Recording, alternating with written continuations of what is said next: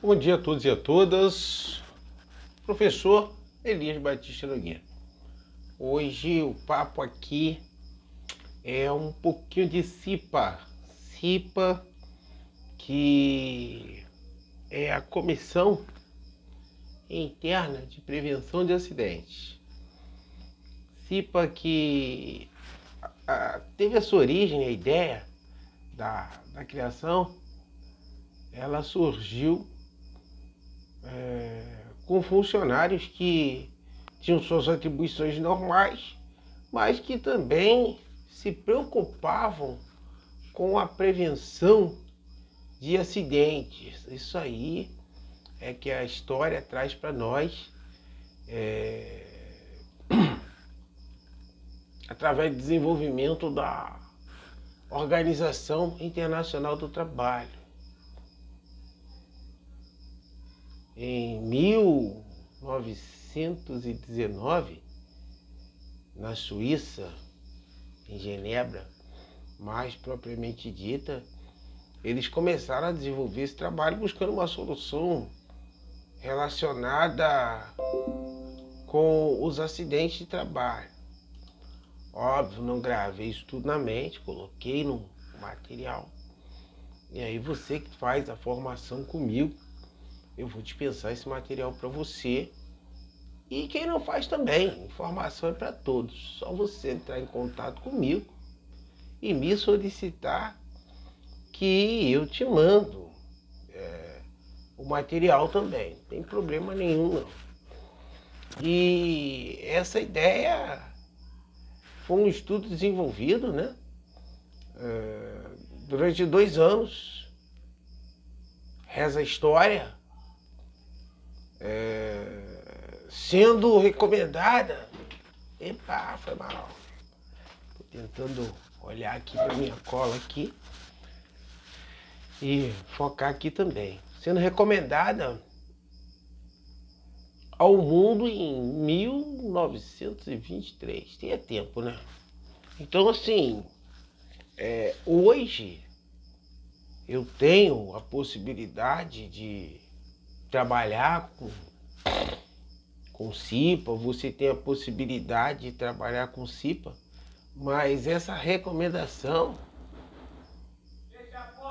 ela foi atendida por meio do artigo 82 do Decreto-Lei 7.036 de 10 de novembro de 1944. Um total de 100 empresas, né? Aliás, um total de todas as empresas com 100 ou mais empregados. É o que reza o texto, né? É o que reza o texto na época, estabelecendo então a organização das comissões internas de prevenção de acidentes, que é o que hoje a gente conhece como CIPA. Então, esse decreto-lei, ele vem sendo aperfeiçoado, né, com o passar dos anos. A portaria 229, de 19/6/1945, evidenciou melhor o caráter obrigatório da implantação das comissões nas empresas de 100 ou mais empregados. A portaria 155, de 27 de novembro de 1953, oficializou essa sigla que a gente usa hoje, chamada CIPA, e obrigou a criação de uma CIPA central nos estabelecimentos com departamentos com mais de 100 empregados. Recomendava as CIPAs espontâneas nas empresas com menos de 100 empregados. Essa linguagem empregado, hoje ela tem uma função muito forte, mas aí vem a portaria 32, de 29/11/68, que além do limite de 100 empregados, passou também as empresas por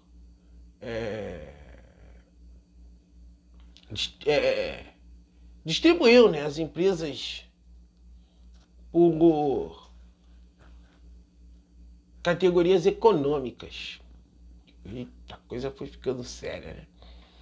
E aí as CIPAs foram evoluindo. A portaria 3456 de 77, agosto de 77, reduziu de 100 para 50 o número de funcionários. A portaria 3214, chegamos real, de 1978, manteve o limite de 50 empregados. Essa portaria 3214, gente, é também a que estabeleceu a carga horária mínima na época de 12 horas. Criou também a estabilidade, a famosa estabilidade. Muita gente hoje quer ser cipeiro por conta da estabilidade que a CIPA propicia aos empregados, né? O titular tem aí uma estabilidade de 1 ano. Então, parece que não, mas isso conta muito na hora da escolha. Aí nós passamos a portaria 33, de 27 de 10 de 1983, que criou o quadro que, com base no grau de risco e no número mínimo de empregados, cita também a obrigatoriedade de o empregador indicar um responsável pela segurança na empresa, caso não precise ter CIP, e ampliou de 12 horas para 18 horas a carga horária do treinamento de prevenção de acidentes do trabalho para componentes da CIPA. Não para nisso. Avança. Você vê que eu estou falando de história da CIPA aqui.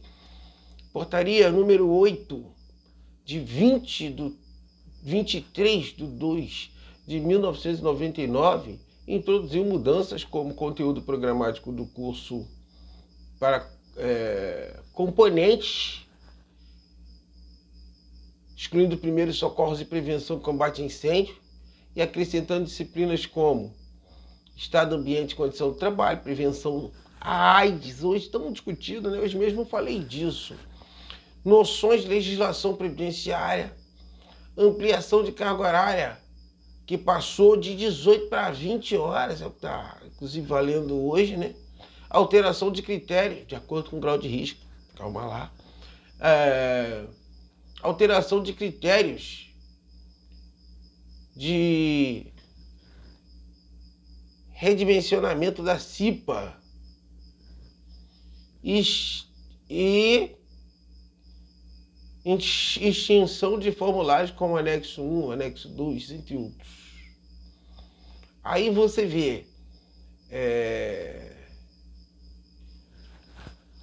que interessante, para profissionais, TSTs, técnicos de segurança do trabalho, tecnólogos ou engenheiros de segurança do trabalho,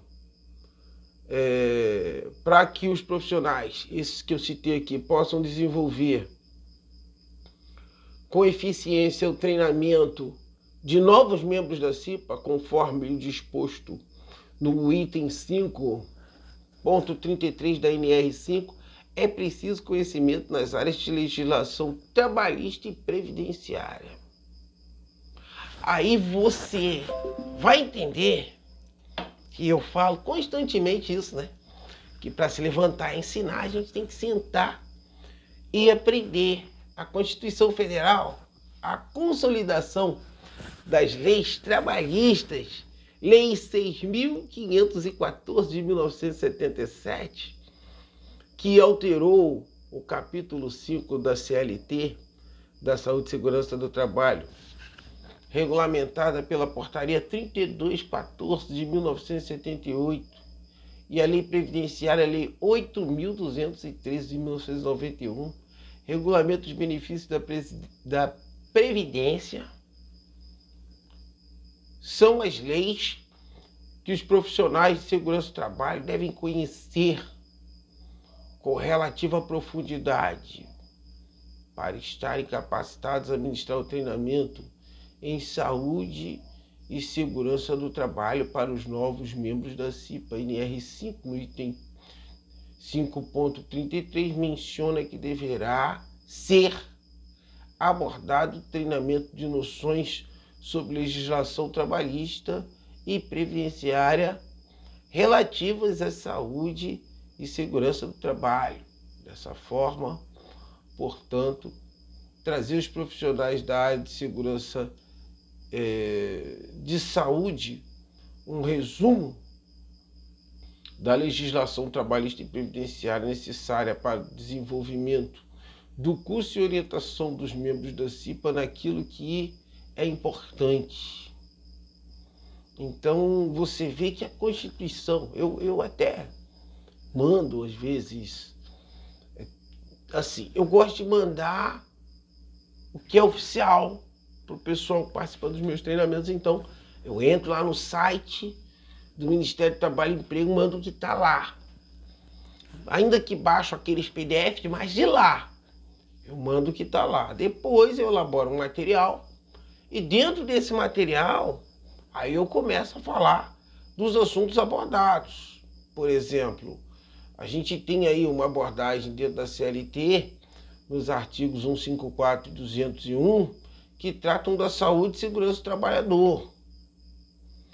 Nós temos na Lei Previdenciária 8.213, regulamento dos benefícios previdenciários, em específico as garantias ao doente ou acidentado em trabalho.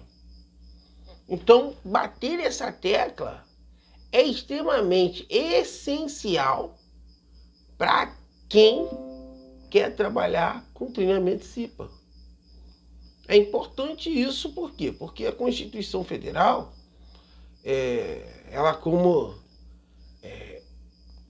a principal de todas as leis, ela prevê condições para um trabalho seguro, tanto para quem trabalha na área rural, quanto para quem trabalha na área urbana. Isso aí é o que a gente chama de preceitos constitucionais.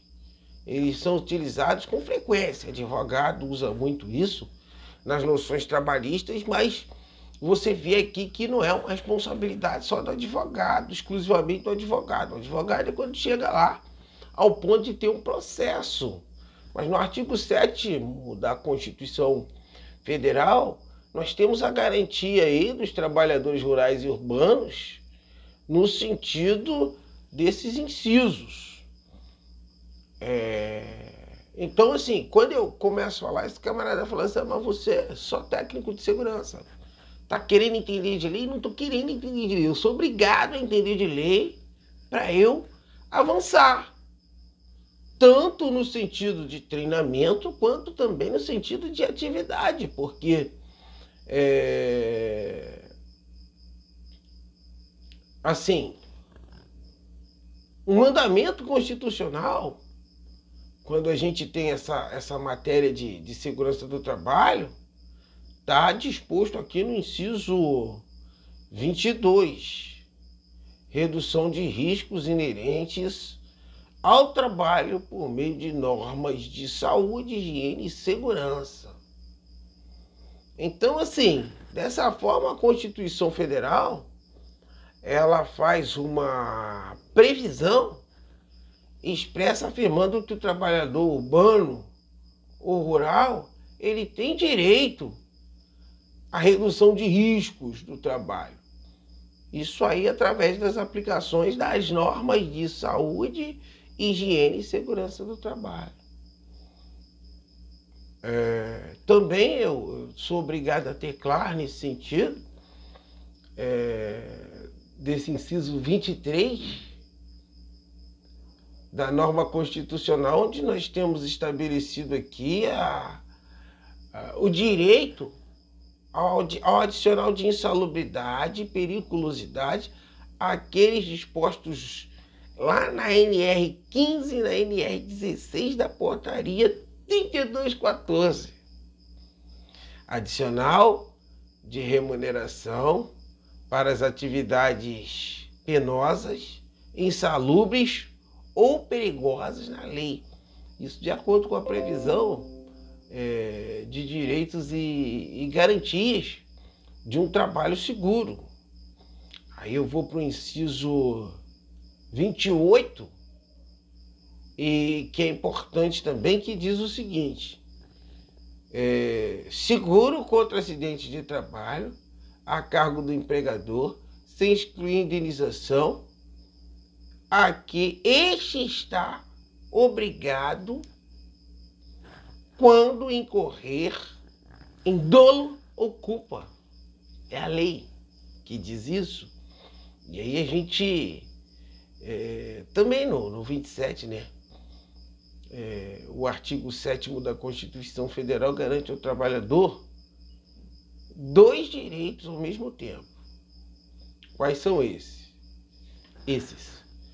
Aqui diz o seguinte: o direito ao seguro contra acidente do trabalho, aquele seguro acidentário que todas as empresas recorrem mensalmente, calculado sobre a soma dos salários de todos os empregados constantes na folha de pagamento, das alíquotas que variam entre 1% até 12%, conforme o caso, dependendo do grau de risco da atividade do empregado e as condições do trabalho insalubre, que garantem ao trabalhador o direito à aposentadoria. Mais importante nessa norma constitucional é a obrigação à indenização que o empregador está obrigado a pagar ao empregado nos casos de acidente ou doenças do trabalho, quando incorrer em dolo ou culpa. Então, aqui a gente tem também no inciso 23 a proibição do trabalho noturno perigoso ou insalubre a menores de 18 anos e de qualquer trabalho a menores de 16 anos, salvo as condições de aprendiz, a partir de 14 anos. Então, assim, Constituição. E aí a gente tem a CLT. Meu tempo passou já um pouquinho, mas vamos lá. Consolidação das leis trabalhistas. A CLT eu vou falar no outro vídeo, para não ficar muito pesado. Esse aqui vou falar da Constituição. A CLT